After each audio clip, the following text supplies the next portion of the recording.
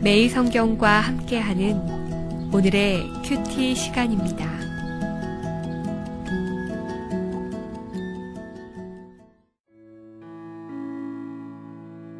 (10월 10일) 오늘의 말씀은 신명기 22장 13절에서 30절까지의 말씀입니다.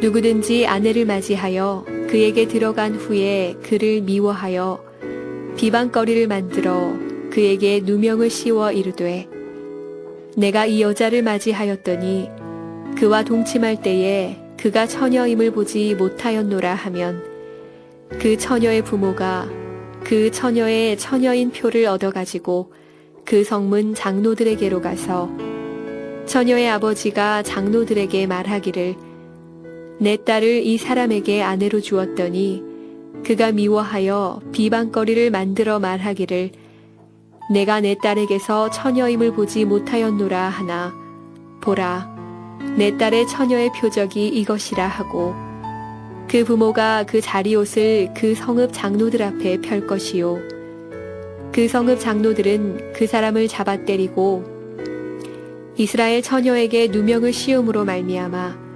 그에게서 은 100세겔을 벌금으로 받아 여자의 아버지에게 주고 그 여자는 그 남자가 평생에 버릴 수 없는 아내가 되게 하려니와 그 일이 참되어 그 처녀에게 처녀의 표적이 없거든 그 처녀를 그의 아버지 집문에서 끌어내고 그 성읍 사람들이 그를 돌로 쳐 죽일지니 이는 그가 그의 아버지 집에서 창기의 행동을 하여 이스라엘 중에서 악을 행하였음이라. 너는 이와 같이 하여 너희 가운데서 악을 제할지니라. 어떤 남자가 유부녀와 동침한 것이 드러나거든 그 동침한 남자와 그 여자를 둘 다 죽여 이스라엘 중에 악을 제할지니라. 처녀인 여자가 남자와 약혼한 후에 어떤 남자가 그를 성읍 중에서 만나 동침하면 너희는 그들을 둘 다 성읍 문으로 끌어내고 그들을 돌로 쳐 죽일 것이니 그 처녀는 성 안에 있으면서도 소리 지르지 아니하였으며 그 남자는 그 이웃의 아내를 욕보였음이라.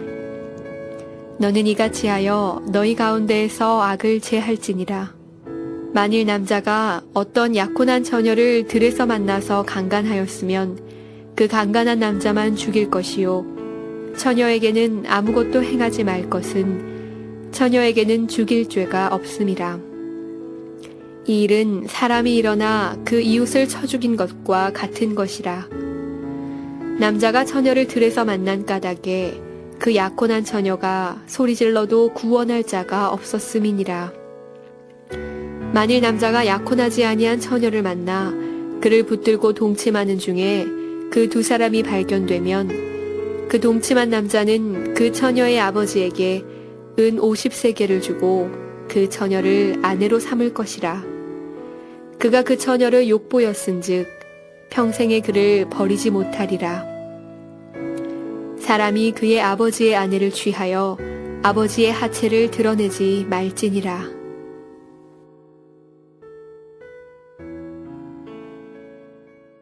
샬롬, 10월 10일 목요일입니다. 안녕하세요. 예수님의 십자가 사랑으로 하나님의 자녀가 된 여러분을 진심으로 사랑하고 축복합니다. 오늘 본문에는 성에 대한 규례들이 나와 있습니다. 이 규례들은 하나님의 10계명 중 제7계명인 간음하지 말라라는 말씀에 기초하고 있습니다. 하나님은 하나님의 백성이 순결하길 원하십니다.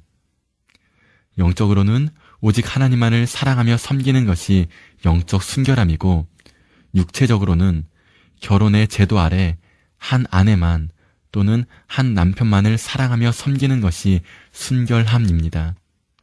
옛날 전쟁 영화나 사극 드라마에 보면 성을 함락시키고 차지하려 수많은 병사가 목숨을 잃으며 치열하게 싸우는 것을 봅니다. 오늘날 우리가 치열하게 지켜야 할 성은 바로 우리 자신의 성일 것입니다. 마귀는 우리를 함락시키고 무너뜨리기 위해 여러 가지 모양으로 또한 유혹으로 공격을 합니다.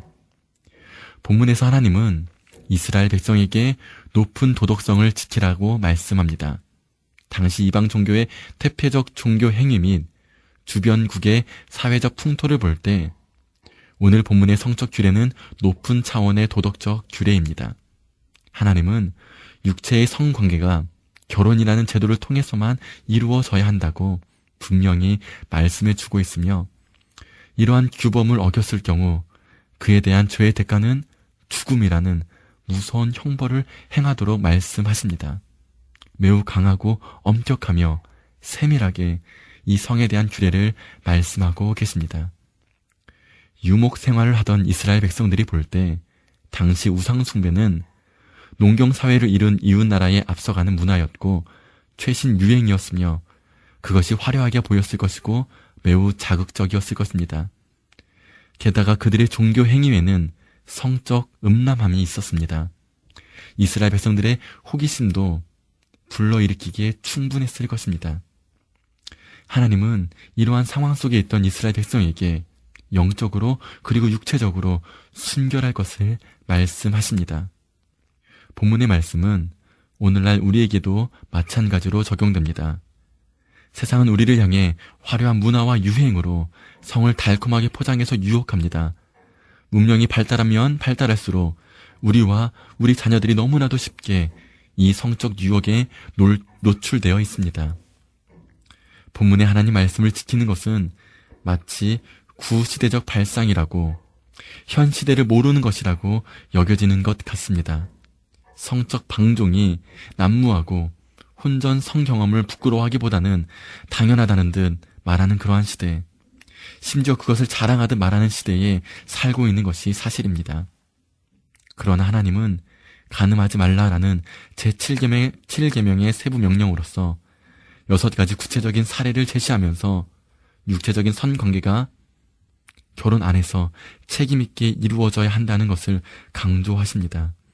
하나님은 이 모든 경우를 어느 한쪽이 아닌 남자와 여자 양쪽 처지에서 모두 다루심으로 어느 한쪽이 억울한 일을 겪지 않게 하셨을 뿐만 아니라 성관계의 책임을 양쪽 모두에게 엄격하게 물으셨습니다. 하나님은 결혼 밖에서의 모든 성관계를 금지하셨습니다. 남자는 자기의 아내를 불순한 의도로 버려서는 안 됩니다. 여자는 자신의 몸을 소중하게 지켜야 합니다. 결혼한 유부녀와의 성관계를 갖는 것은 안 됩니다. 약혼한 여인도 마찬가지고요. 한 남자와 약혼하지 아니한 처녀가 함께 성관계를 맺었다면 그들은 절차에 따라 결혼해야 합니다. 하나님은 이러한 성적인 문제에 대해 그 죄의 형벌을 죽음으로 규정하십니다. 하나님은 이스라엘 백성의 성 문제를 단순히 그 남자와 여자 두 사람의 문제뿐만 아니라 그 사람들이 이루는 가정의 문제이며 그 가정이 이루는 사회 전체적인 악으로 여기십니다. 때문에 본문에서 하나님은 이 성적인 죄의 문제를 엄하게 체벌하시면서 이 악을 너희 중에서 제거하라 라고 말씀하십니다. 우리는 이 사회의 성적인 죄의 문제에 대해 아파해야 합니다. 우리의 젊은 청년들과 청소년들이 이 성문제로 지금 넘어지고 있습니다. 그들뿐만이 아니죠. 많은 사람들이 또한 믿음의 사람들까지도 이 문제가 결코 가볍지 않습니다. 오늘 말씀을 우리는 기억해야 합니다. 성은 참 아름다운 것입니다. 하나님은 이 아름다운 선물을 우리에게 주셨습니다. 그러나 그와 함께 엄격한 책임도 요구하십니다. 결혼 안에서 이 아름다움을 누리는 우리가 되어야 합니다. 어둠이 강할수록 작은 빛이라도 그 빛이 더 환하게 펴지며 또한 그 빛이 소중하게 느껴지는 법입니다. 우리보다 더 힘들게 신앙을 지켰던 믿음의 선조들의 모습을 우리는 본받아야 합니다. 로마 시대 그 타락한 문화 속에서 그리고 심한 박해 속에서도 그리스도인은 하나님의 말씀을 지켰습니다.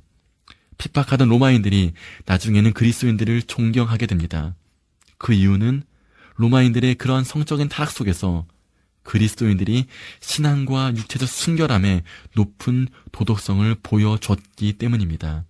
우리도 이 시대에 그러한 모습을 보여줘야 합니다. 함께 기도합니다.